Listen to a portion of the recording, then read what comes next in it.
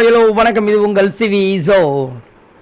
அதாவது இந்த டாஸ்க்கு செம்மையாக போக்குன்னு நினச்சி நம்மளும் ஆசைப்பட்டு இந்த டாஸ்க்கு நேற்றுலேருந்து பார்த்துட்ருக்கு. செம்மையாக போகல. காலையில் பிக் பாஸ் வந்து ஒரு அரை மணி நேரம் அவரால் என்ன முடியுமோ மூச்சு திணற அடிக்கலை, பேசினார். அதுக்கப்புறம் அடித்தார். அதுக்கப்புறம் அன்பாக பாராட்டினார்.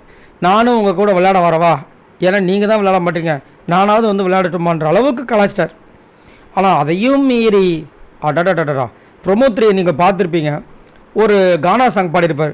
ஏன்பா இந்த நாள் முழுக்க இதுதான் நடந்துச்சான்னு கேட்டிங்கன்னா அந்த சாங்கை முடிஞ்சதுக்கப்புறம் தான் அந்த ப்ரொமோவே வந்திருக்கு. அப்போது இவங்க பண்ண விஷயங்கள் எதுவுமே சுவாரஸ்யமாக இல்லை அப்படி தான் இங்கே தெரியுது. சும்மாவே சண்டை பிடிக்கிறாங்க. இப்போ இங்கே என்னென்னா சபரியை வந்து போட்டு பொழக்கிறாரு திவாகர். என்ன ஆச்சு அப்படின்னா, சபரி வந்துட்டு ஒன் சைடாக பேசுகிறாரு, நீ வந்து டபுள் கேம் ஆடுற ட்ரிபிள் கேம் ஆடுறன்றாரு திவாகர்.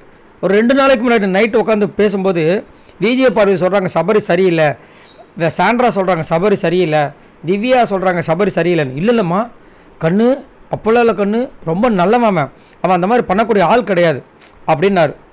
யார்? திவாகர். இப்போ திவாகருக்கு வந்துட்டு பிரச்சனை அப்படின்னோடனே ஒன் சைடாக பேசாத சபரி, நீ வந்து டபுள் கேம் விளாட்ற ட்ரிபிள் கேம் விளாட்றன்னு கலாய்க்கிறார். எதுக்காகனா கொஞ்ச நேரத்துக்கு முன்னாடி இந்த அம்மா யார், நம்ம அரோரா அம்மா வந்து ஒரு பிரச்சனையை வந்து கொண்டு வந்தாங்க. ஆனால் அது தப்பு. அரோரா அங்கே நிற்கும்போது கலாச்சிருப்பாங்க. யார், நம்ம திவாகர் வந்து ஒரு மாதிரி மரியாதையில் பேசியிருப்பார். அது கண்டஸ்டன்ட்னாவே தப்பு. ஏய் நீ வாய முடுன்னு. அவங்க இப்போ இளவரசி அப்படின்னும்போது இவர் அந்த மரியாதை கொடுக்கணும். அதனால் கனி வந்து அங்கே எடுத்து வந்து வைப்பாங்க. அவர் காண்டாகிட்டே இருந்தார். ஏன் அவர் காண்டானார்னா, ஆப்போசிட்டில் கானாவிடத்தை வச்சு செஞ்சுட்டே இருந்தார். கேப் இல்லாமல் வச்சு செஞ்சுக்கிட்டே இருந்தார். இந்த ப்ரொமோவில் கூட பார்த்துருப்பீங்க. அது ஒரு சின்ன சாம்பிள் தான். வச்சு பொழந்துட்டு இருந்தார். இவர் காண்டாயிட்டார். அவர் அங்கே பேசிகிட்டு இருக்கும்போது இவங்க கொஞ்சம் வாயம் முடுங்கன்னாங்க. அவர் டென்ஷனே கட்டி விட்டார். இதுதான் இங்கே ஒரு பிரச்சனை.